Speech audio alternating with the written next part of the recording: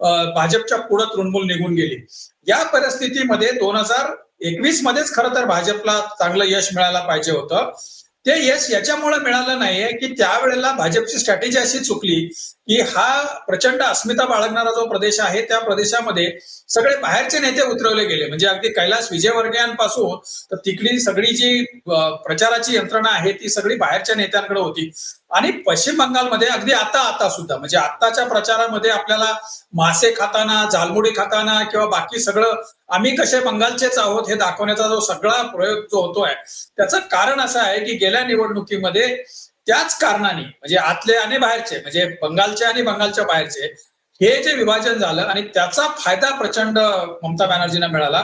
ममता बॅनर्जींची जी vote bank आहे ती सगळी स्ट्रीट व्होटर्स, सगळे खालच्या जाती, अल्पसंख्याक मतदार प्रामुख्यानं आणि महिला मतदार हे पश्चिम म्हणजे ममता बॅनर्जींचं सगळ्या स्ट्रेंथ आहे. तर त्या स्थितीमध्ये झालं काय की हे आतल्या बाहेरच्या मुळे 2021 ची विजय हुकला. या वेळेला भाजपने बऱ्यापैकी ते सगळं टाळण्याचा प्रयत्न केलाय. आपली सगळी प्रचाराची सूत्र सगळं म्हणजे जे काही प्रचार करायचा असेल, बोलायचं असेल, माध्यमांसमोर जायचं असेल म्हणजे ऍज अ चेहरा म्हणून जे जे काही दाखवायचं असेल ते बंगाली असावं अशा पद्धतीचा प्रयत्न केला आणि त्याला ते यश मिळताना दिसत आहे.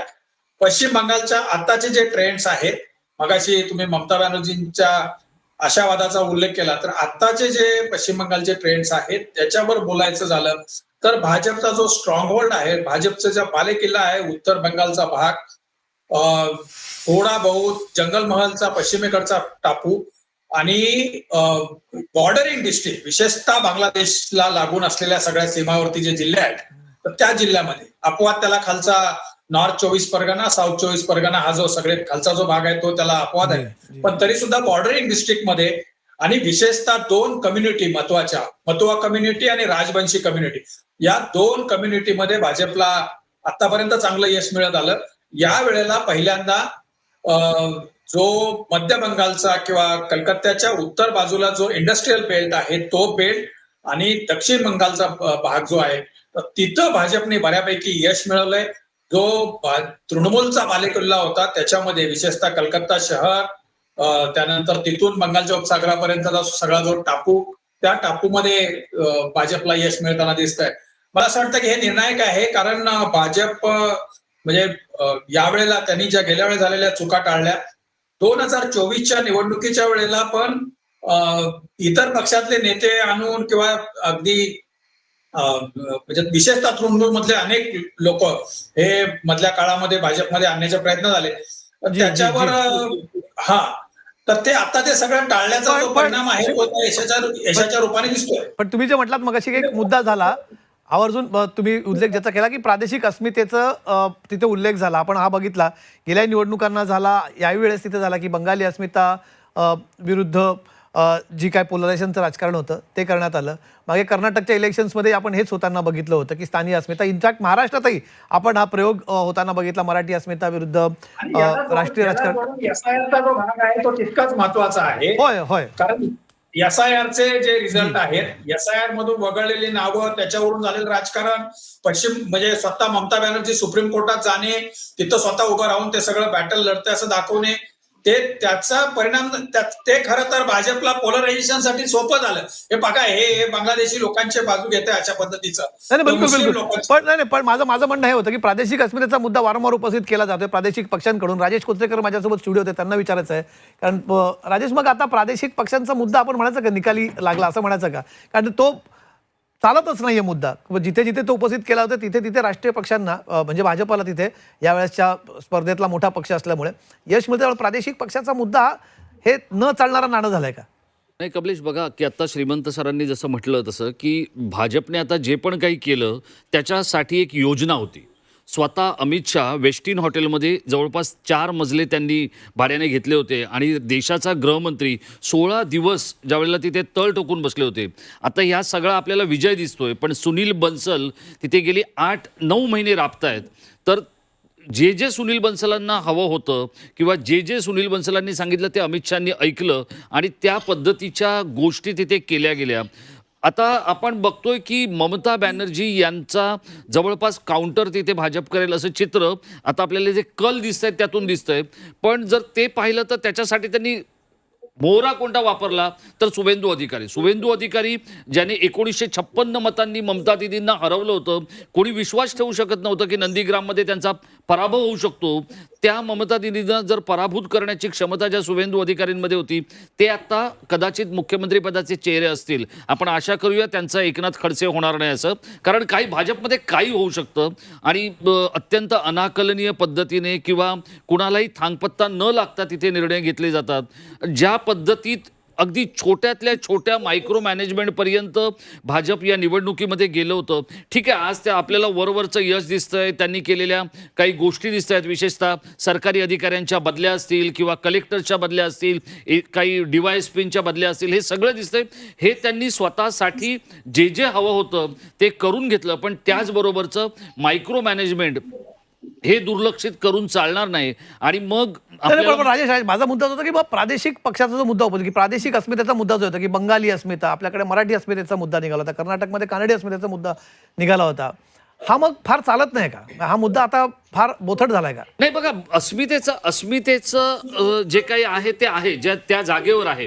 पण अस्मिता विकासावर हावी होऊ शकत नाही हे कदाचित पश्चिम बंगालमधल्या लोकांना कळलेलं असेल. आता आपल्याकडे जो झाला रिक्षावाल्यांचा मुद्दा जो आहे त्याचाही तुम्ही एक हे घेऊ शकता. जर तुम्हाला मराठीत बोलणारा रिक्षावाला मिळत नसेल तर तुम्ही रिक्षात बसू नका. मुंबईकरांना ते शक्य आहे का की जे मुंबईकर घड्याळाच्या काट्यावर चालतात? त्यामुळे अस्मितेचा मुद्दा एकेकाळी चालला ना, एकेकाळी चालला, आता चालत नाही. बघा, एकेकाळी चालला त्यावेळेला मुंबईची लोकसंख्या, उपनगरीय रेल्वेची लोकसंख्या किती होती? आज बंगाली माणसाची गरज काय आहे?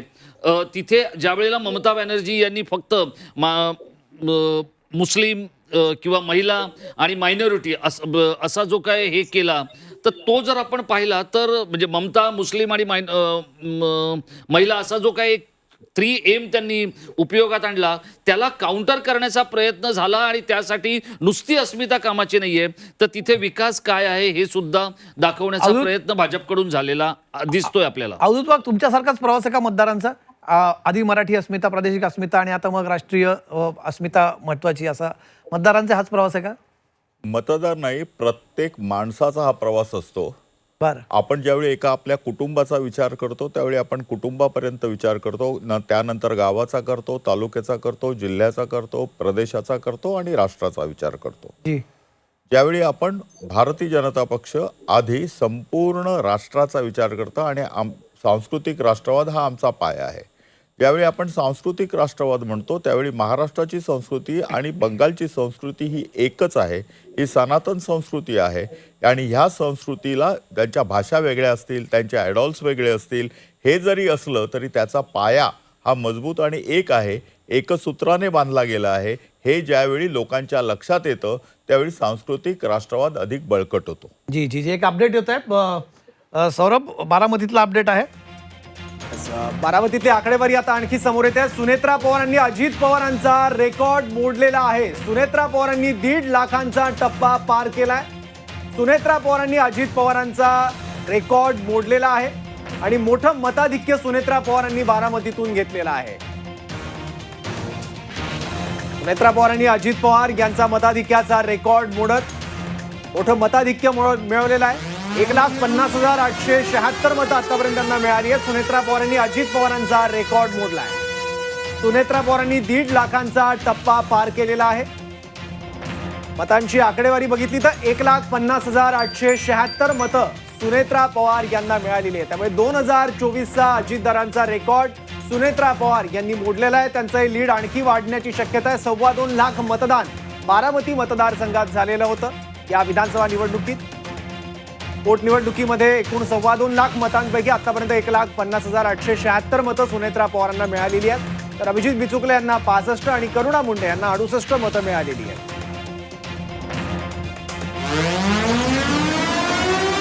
सुनेत्रा पवार यांचं मताधिक्य आणखी वाढण्याची शक्यता आहे. या पोटनिवडणुकीत किती लीड सुनेत्रा पवार घेतात याकडे सगळ्यांचं लक्ष होतं आणि त्यातलाच एक मोठा आकडा आता समोर आला. 1,50,876 इतका 1,50,876 मतं 17व्या फेरी अखेर सुनेत्रा पवार यांना मिळालेली आहेत. एकूण 24 फेऱ्या आहेत, त्यामुळे मताधिक्य आणखी वाढण्याची शक्यता आहे.